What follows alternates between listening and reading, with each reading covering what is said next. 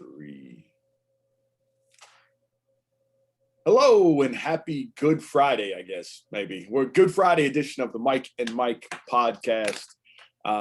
Welcome in. We appreciate the fact that you're here. Appreciate you joining in with us. And with us always from the beautiful city of Somerset, Kentucky, is my good friend, Michael Ray. Michael, how's everything down in Somerset this morning? Good morning, my friend. My Nana would have said it was blackberry winter. That's what I think that is that's the colloquial term for what we got going on. It's cold, man. It's cold down here. Yeah, I'm not sure what blackberry winter means, but look that up. It's a good one. It's a good one to have. You north of the river people wouldn't know that. It would be good thing for you to know to be able to communicate with my people. Yeah, I'm for that. Where I'm from, it's cold as a gold digger's hind end in the Yukon. That's the colloquialism. I'm familiar with that. I'm familiar with that and some derivatives of that. Derivatives of it. As we've been going on here, we've been through this study so far. For those of you that have joined along with us, for those of you that are brand new to the podcast and you've somehow stumbled on, I don't know how you got here, but I'm glad you're here. We have been going through the Old Testament, really the whole Bible, but we started in the Old Testament of looking at different examples of Bible characters at work, what they did for a living, and some lessons that we can learn from what they did for a living. Give our standard disclosure here. We understand that these stories, these accounts, these historical representations are there for spiritual purposes, no doubt. What we're trying to do is dig a little bit deeper than that and find some workplace stuff that makes sense. Find some lessons that you and I can take back into the workplace that makes us better, right? We understand that the reason why certain principles work is because they're biblical, godly principles. That's why they work, because he's the one that designed us. So why not take those principles and apply them? And there are things, as we've talked about so far, I think that become apparent as we read these stories, just looking at it from a different perspective than we normally do. And so we've been kind of, for some reason, working our way backwards. We started with Joseph and then went forward a little bit, and then now have worked our way backwards. And we find ourselves this morning in Genesis chapter 11. And in Genesis chapter 11 is the story that many of you may be familiar with, maybe you haven't, but it's the Tower of Babel. So Michael, tell us about the Tower of Babel and what in the world is going on here. The Tower of Babel is a very interesting study, and I hope that those who take this journey with us today will agree with that.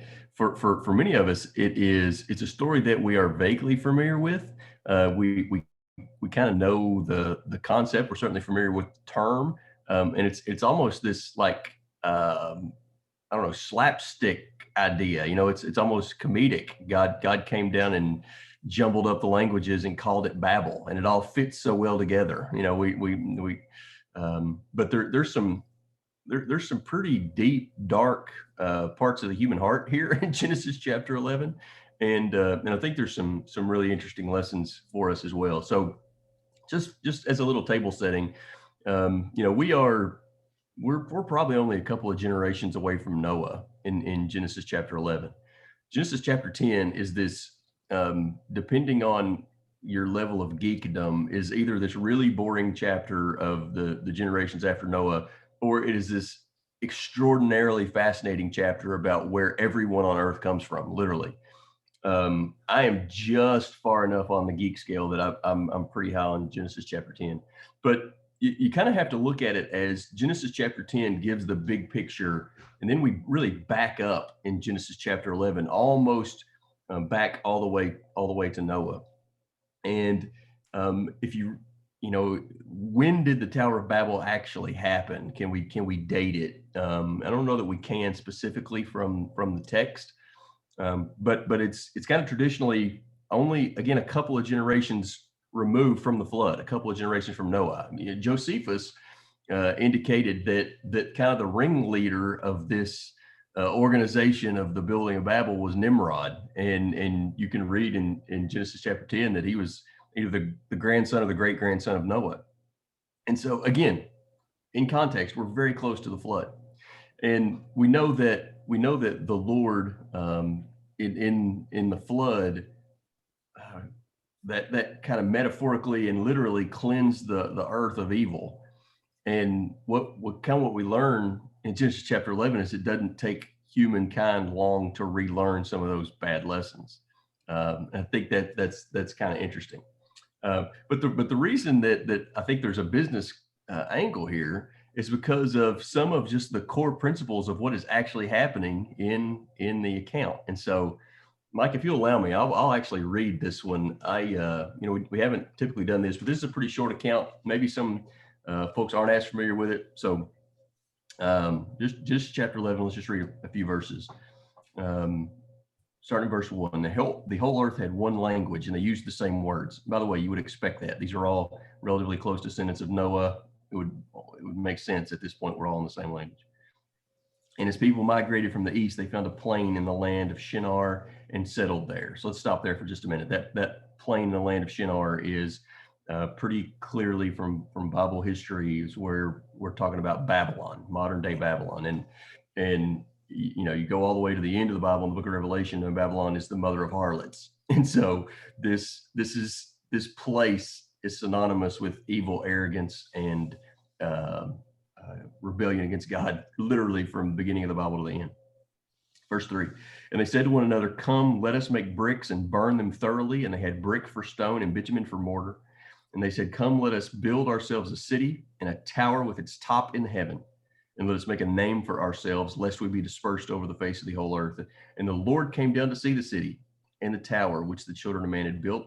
And the Lord said, behold, they are one people, and they have one language. And this is only the beginning of what they will do. And nothing that they propose now will be impossible.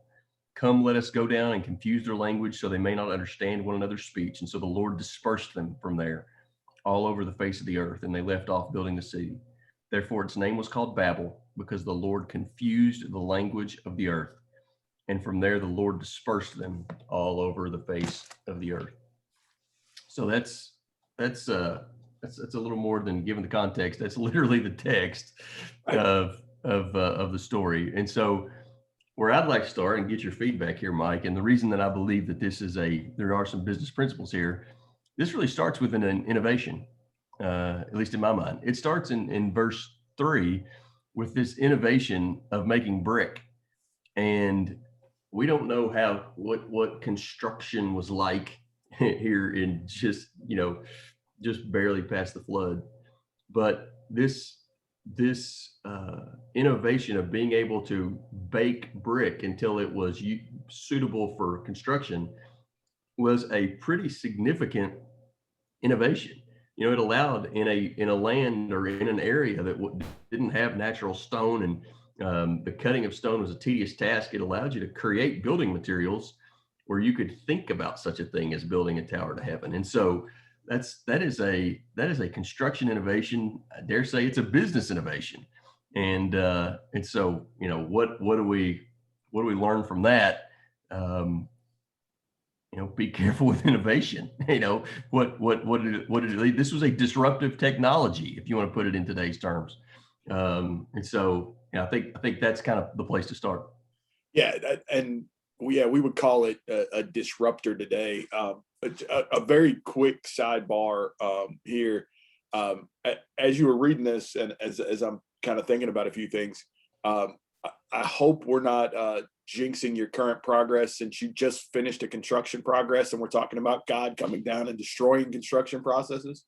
Listen, if you don't think I've already thought about that, you don't know the depth of my paranoia. Yeah, I've been there, man.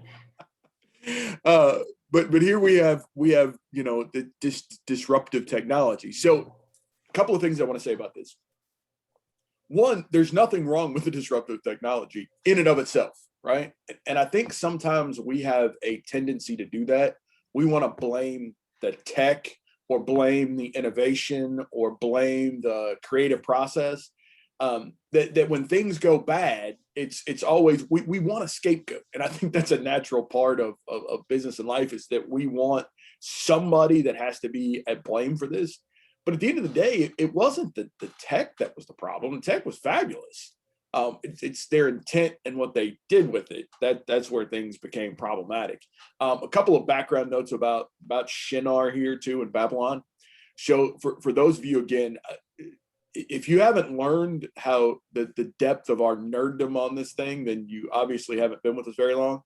But if you're a history, especially a biblical history, Babylon at its peak was one of the 7 great wonders of the old world, right?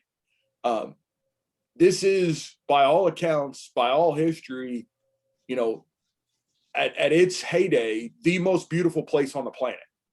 I mean, I just kind of want to put that picture in your mind. Like, this is where these guys are.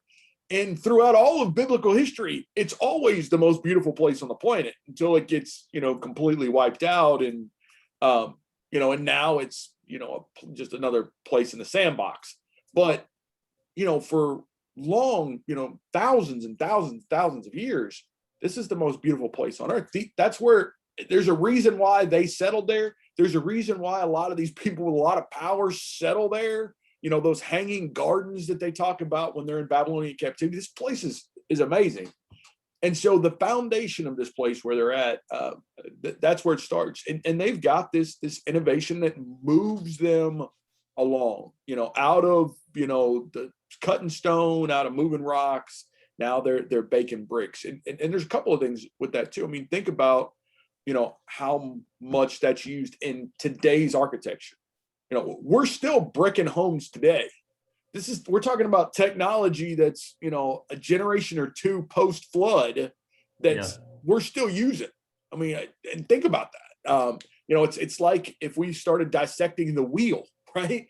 The first people that are starting to use and roll the wheel, we use wheels today. So that leap is pretty amazing too, to think that here's where they are. And however, I'm not saying they're the same bricks you got on your house. They may be a primitive form of that, but still, I mean, this is significant. So lesson 1 is disruptive innovation in and of itself. There's nothing wrong with. Now, as it's what we do with that, right? What's our intent? What's the thought and intent of our heart? Michael and I say this a lot, throughout this podcast, and just in general preaching, is the why oftentimes will get you to the what. Why are you doing something? If you can get your why right, the what's usually follow. If my why is right, I can usually get to the what I'm doing. And so their why here is what gets them in trouble. Yep. If you think about the things that they could have done with this innovation, the things they could have done with this technology, your place of worship and mine is made from brick, or there's a component of its construction.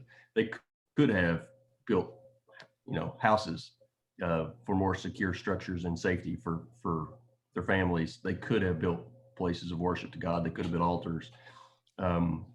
They could have focused on improving lives and human flourishing, which I think is kind of what business at its best is meant to do.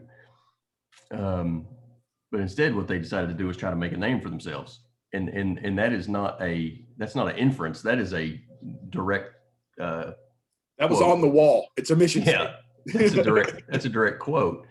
Verse 4: "Let us make a name for ourselves." And so that.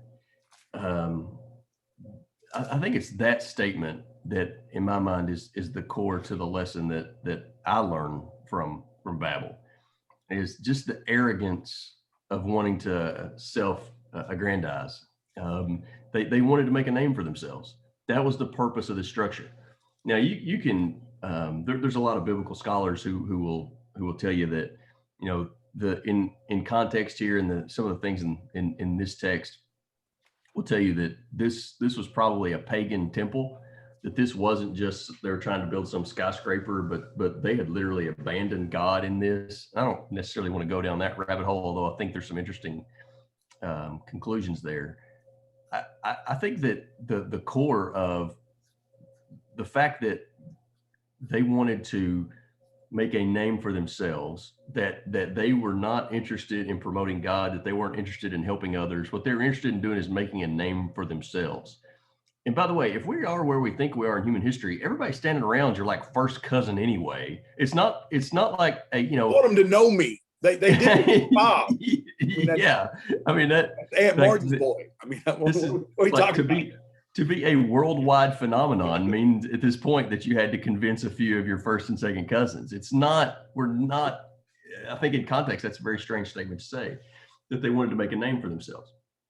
But I do, the parallel is how many businesses today operate on the same principle or with the same mission, whether it's stated or not as directly as these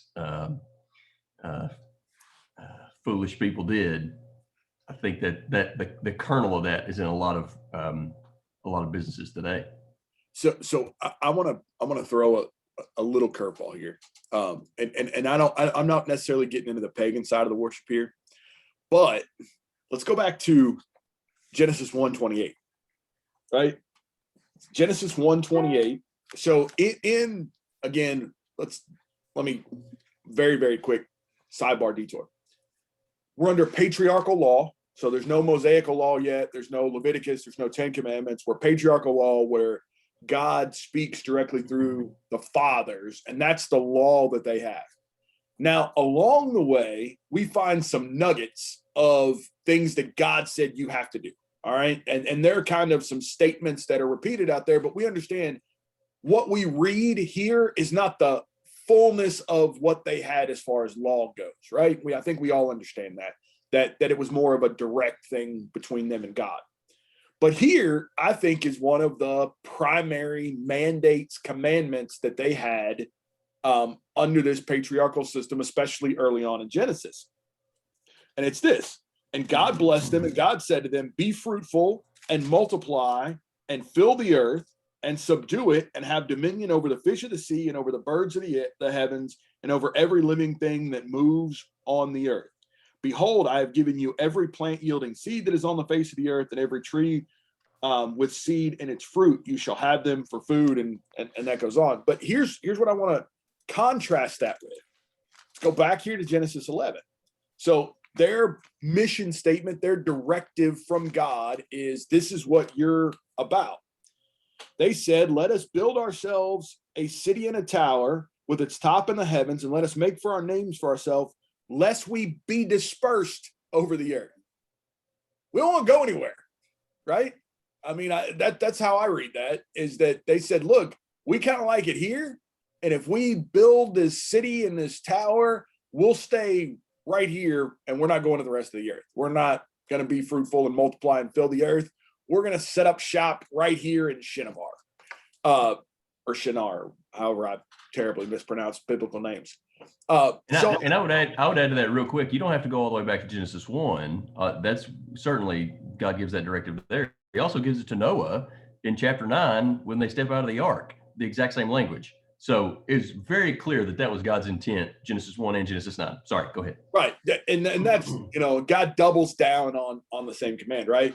That this is what they were supposed to be about. So I think you've got some rebellion to God here for sure. Now, no question. Whether we want to go down the rabbit trail of, is this a pagan tower and all, I'm not interested in that, especially for the basis of our conversation this morning. But I think it is, when we craft or create a business, or when we get into doing things that are contrary to a primary directive from God, we're always going to have problems. Okay. I fully believe that in life. I don't care what you're doing. When you're against a primary directive from God, that's a problem. And so what do we have New Testament wise? The law we're under is primary directives from God. Well, it's obviously, what Jesus gives in the Great Commission, that we're to go forward and convert those. We're to tell people about Jesus, we tell a story about Jesus. We are to be good to others, generous, full of kindness, grace, mercy, all of those things. So if we now create or craft or involved in a business that is against those biblical principles, I think we're set to fail one way or another. So I'm against opening a business that, in any way is stopping the promotion of the gospel, is any way, taking advantage of the helpless, where we should have mercy. taking advantage of widows or children who are the weakest. Those types of things I think are, that's another biblical principle we got to be very careful about when we're flying in the face of what God has said. As you go on down and building off of that point, what happens when pride and conceit, are the core of our mission. I don't think that it's overgeneralizing to say that God is going to create some confusion and chaos. Mm-hmm. That's certainly what he does here. And, the wisest place called Babel is because God created some chaos. Now, he did it to suit his purposes. God's purposes were that these people disperse, and ultimately God determined that he was going to have to confuse their languages in order to prod them to do that. And so God's purposes were met, but the arrogance of these people led to their own ruin and to confusion and chaos. And I don't know how many examples in families that we could point to say that arrogance and conceit leads to confusion and chaos. I would also say in business, arrogance and conceit leads to confusion and chaos. And kind of just the last step or point on that is I think through what are we supposed to be learning from a business perspective from this account is you better be careful with the word legacy. Yeah. That these builders, they wanted to leave a legacy, and legacy is a word that has a lot of positive connotation in our world, not just in business. And so earthly legacy is dangerous. And it's easy to spend precious resources chasing it. Mm-hmm. And that's what these guys did. They used the innovation, and they obviously put a tremendous amount of time, energy, and resources into chasing a legacy to make a name for themselves. That's easy to do. So, what's our legacy is a question we better be pretty careful with. Yeah, and I think that's the piece of this too that's cause for some contemplation here, right? Is that when we're crafting that legacy, do we understand the implications of it, right? The ancient philosophers said, the only way to be truly immortal is either to be remembered for what you taught or in the lives of those that you teach, right? So that's really the only two ways you could be immortal. Now, again, these are atheists, right? But there's something to that. I mean, how many words and phrases do we have that are just names of people that their legacy has gone awry, right? That, when you refer to something, and of course I'm blanking on one right now. The only one that comes to mind, because I played a lot of golf over the last 3 days, is a mulligan. So who's the guy that cheated on the golf course all the time that it became famous that you're a mulligan, right? But there are words like that dispersed all throughout our English language that's really a reference back to somebody that made some colossal mistake along the way. In business, we talk about not really maybe a person, the Etzel. I don't know anybody that's been through a business curriculum in college that doesn't know the story of Etzel. So there's these legacies that people tried to create that went south in a hurry, right? So what is that? What is our legacy? Is our legacy what we're known for? We've got to be careful if it's a grandiose earthly thing that has a lot of earthly consequences without the spiritual. We got to be kind of careful what you wish for there. But the funny thing is, as you say that too, about half of my job is what we call legacy planning or estate planning, right? I help people, when you get to throughout the course of your life, there's kind of three phases. There's, accumulation, where you're just working, trying to save money so that you can retire. There's distribution, where you're taking money that you saved and living off of it, not working for somebody. And then there's the last phase, which is what we call legacy, is all right, I've lived off all the money I'm ever going to need. How do I pass this on to my children, to my grandchildren, to maybe nonprofits that I'm interested in. But how do I now? I've had all my fill. Now, how do I continue to leave that behind for somebody else? Or what do I do there? And those conversations are very, very interesting to have in the office, right? So I have some people that I meet with and I work with that they don't want to leave anything behind. I've got a guy that I love that for 20 years has told me, Mike, I hope my last check bounces. I want to spend it all on my way out. Hope that last check bounces. I've got other people that consistently do without and spend less because they're worried about wanting to leave some behind for their kids and wanting to leave behind the most they can for their kids. So they would rather not do everything they want to do in retirement because they're worried about leaving that behind. And I've got everything in between as far as clients go. But the point of that is all of us, when we sit down and we think about that word legacy, we all have a different picture in mind. And, I think Genesis 11 here really screams that we need to really have our mind around what that means and what that legacy is, because if it's all about me and I've got to put my stamp on the earth and everybody to look at me and remember me, I think we're going to make some decisions that lead us in bad places. Yeah, the writer of Ecclesiastes would have something to say about that, I think, also, right? That, we're not remembered. And if that causes us, if the fact that we're not going to be remembered in a couple of generations, if that really just causes us a lot of angst and sadness, is probably a good window into our soul. Like, what legacy, whose legacy are we trying to leave? Yeah. If go ahead. I wish I could put my finger on the verse, but I want to put it on the wall in my office, is that everything that you saved, the next person will spend frivolously. Yes. He says it a lot more eloquent than that. Sometimes when we get this picture in our mind of what we think, but to your point, what do you really intend in that legacy, and whose legacy are you leaving? If you want to leave a legacy, make a disciple, right? That I think that's the overarching point, and not a disciple of Michael, but that the only legacy worth leaving.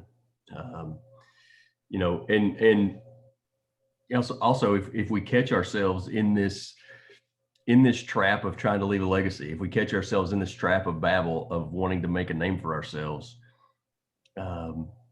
and we find that God is coming down to confuse our efforts, that's grace. And we should probably, we're never going to notice that in the moment, but in retrospect, we should probably recognize that as mercy, that we should be glad when God defeats that effort. Yeah. Because every time that our legacy grows, our earthly legacy grows, our opportunity for pride and our heaven gets a little dimmer. And I think not only that, but we've got to understand maybe it's some of the defeats. It's not God, right? God's not showing up at Modern tomorrow morning and saying, all right, Michael, I'm going to mess up the shipments tonight because you guys are off here. That's not going to happen. But I think what happens is we have these failures along the way. And, when we have failures, what I believe we should always do is have an autopsy of the failure, right? All right, what went wrong here? Why did it go wrong? And should we even be doing this? That introspection can kind of help us get back on track to say, is this really a mercy from God that this whole thing blew up before we got too far down the road? Is this providence that, hey, maybe this isn't where we ought to be? Let's go back and unpack this thing. Too often when we have failures in business, we're very quickly to just try to put a Band-Aid on it to get it passed, or we're just going to muscle through instead of, and again, I understand time is of the essence and all that stuff, but, one of the goals here and what we're trying to do in this entire study is to do an autopsy of others' failures to try to see what lessons we can learn. But that lesson's also true for us in business today. Do an autopsy of every one of your failures to find out why. What went bad here and how can I be better the next time? Because I think if you don't, you're just doomed to keep making the same mistakes. And sometimes it's really hard to determine, is this failure for, was this time and chance? Was this failure for a purpose? Is it better that I failed? Was I on the path to lose my family and lose my spirituality? If this was successful, was I going to get wrapped up in a vortex of making a name for myself and lose the things that are really important? Was this God confusing the language so that I could do his will? That's ultimately what we said happened here at Babel, right? He came down and confused the language so the people would do his will. But that's really hard to determine. And I think all we can do reasonably, we could probably look back at the end of our lives and make that determination. That's extraordinarily hard to do in the moment, to have that clarity. But I think what we can do is take all of those opportunities to, as you said, do the autopsy and reflect. Am I on the right path? Do I need to go down this path again? And the other thing I would say about failure is that should cause us, like, I think all of us, and you and I would do this or have done this, man, we internalize failure. This is a flaw in me. Like, I have failed. I am of lesser value because of this. And like we refuse to accept the fact there may be some overarching, even spiritual factors going into what's going on in our lives. Yeah, the difficult thing about an autopsy is you got to cut it back, and it hurts.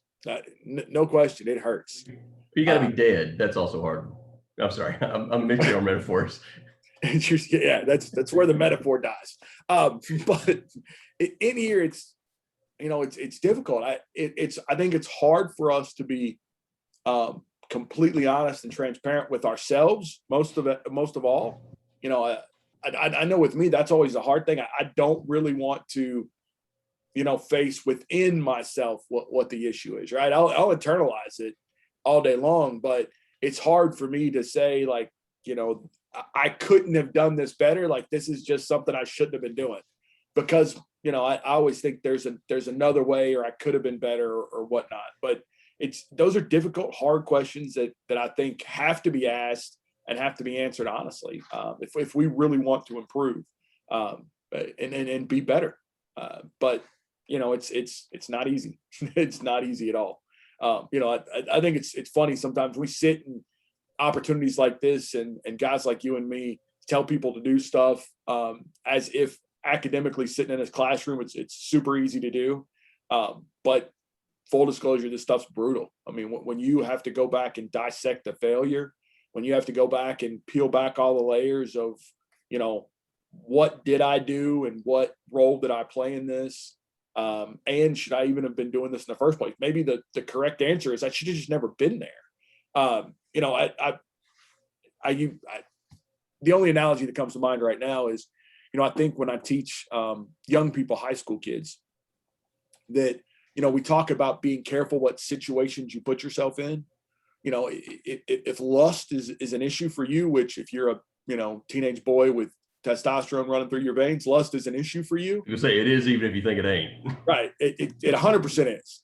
Yes. So it's probably a bad idea to be alone with a young lady and there's going to be no chance of supervision. I can assure you things are going to go wrong. And when you do the autopsy of what went wrong, it's, we just got carried away and it happened too fast. No, what the problem was, you were alone. There was no supervision. There was nothing to stop you from doing things that you shouldn't have been doing. That was the problem. You should have never entered into the situation. It wasn't that you all should have been, doing something different. It was that you should have never put yourself in a situation to fail. That sometimes the best way to prevent bad things from happening is never get involved with them in the first place. Is to create some safety nets and barriers here. And I think that's where, if we go back with the autopsy of the Tower of Babel is, maybe somebody should have stopped the conversation when they said, we're going to build our own city and make this legacy for ourselves. Maybe if somebody in the crowd would have said, but wait, aren't we supposed to be multiplying and spreading to the whole fullness of the earth? Isn't that our directive from God? Maybe instead of setting up roots here, we should keep doing that. And I don't think they're in the boat that they're in there. But, who knows? Maybe something else happens and the language gets confused. Yeah, in that autopsy that we've talked about, it requires us, and this is kind of the whole point of when we started to do these podcasts that we're talking about, is it requires us to kind of look at our business lives with spiritual glasses, and that is uncomfortable to do. And that's basically what we're asking. That's the whole premise of what we're talking about. Is these guys didn't look at their business adventure in Babel with spiritual glasses, and it's very easy to try to compartmentalize and avoid doing that. If we did it, and maybe it takes an autopsy for us to do it, maybe it takes one of those failures for us to realize it, and even then it's difficult, as we said. But if we're truly looking at our business life with spiritual glasses, we'll realize that, man, legacy is dangerous and overrated, and how can I help somebody else and promote the will of God and help others in what I'm doing. If I can do that, this business adventure can have some spiritual impact also. Yeah, for long time viewers that were here back in the beginning, which I think consists of both of our mothers. Love. We had a Venn diagram up that was this exact point, right? This is where we started with all of this is, many people, what they do is there's work Michael, there's church Michael, and there's home Michael. And those aren't all the same guy at the same time. Those Venn diagrams don't overlap. But what we understand is all of our lives, I don't care what circles you draw, all of it belongs to God. And so, in those overlaps, in those intersections of, work and church and home and all of those things, if we're not looking at everything through spiritual glasses, if we're not looking at it all through the lens, we're messing up, because we're really not three different people or five or how many circles you try to draw to silo your life. We're one. And it's just as important that I'm plugged into God when I'm in the office as it is when I'm at the house, as it is when I'm at the church building, right? All of those, I've got to be the same plugged in guy. I just may be doing different things while I'm there. I don't think I'm going to, do a whole lot of financial planning, at the church building. But, occasionally I do get to preach at work, right? If I can get enough people to listen to me. We've got to have that same, outset. And as we look at these biblical stories, that's what we're trying to get our audience here to do. And we hope maybe you've taken some of these things that we've talked about, over the last, weeks and months, and it's made you better at work, made you a better employee, made you a better manager, made you a better owner, wherever you fall in that org chart. I think these types of lessons, this type of insight can help you to be better and to grow closer to God. We are at a stop, for the morning. Both of us have some things we've got to get to. But, just a quick recap. Innovation and technology, even if it's disruptive, it's not always bad. It's our intent behind what we do with that. We need to be careful that we don't confuse business goals and God's goals when they conflict. One of those has to go away. And legacy goals, we need to be careful what we want that legacy to be. Is it a spiritual legacy? Is it a physical legacy? If I spend my whole life worried about me and what I'm doing, and I need everybody to look at me, I'm probably way off spiritually as where I need to be. And then finally, kind of as we close there at the end, that autopsy of our failures, that looking deeper into these things can help us learn some lessons. And so with that in mind, I think we're gonna keep working backwards. I don't know how we started on this trend, but we're gonna keep working backwards and look at either we're gonna take a peek at Cain and Abel a little bit, or Adam next time. We're still bantering that back and forth, but maybe we do the whole Adam and Eve family and look at some principles there. But we'll look forward to trying that again next week. Any closing thoughts, Mr. Ray? There's only so far backwards we can go. I think that this journey has an end. At some point, we're going to have to progress. True. But we will, I think, have fully encompassed Genesis here within the next few weeks. Yep, absolutely. Enjoyed it as always. Thanks for your thoughts. God bless. Thank you all for joining in, and we'll see you next time.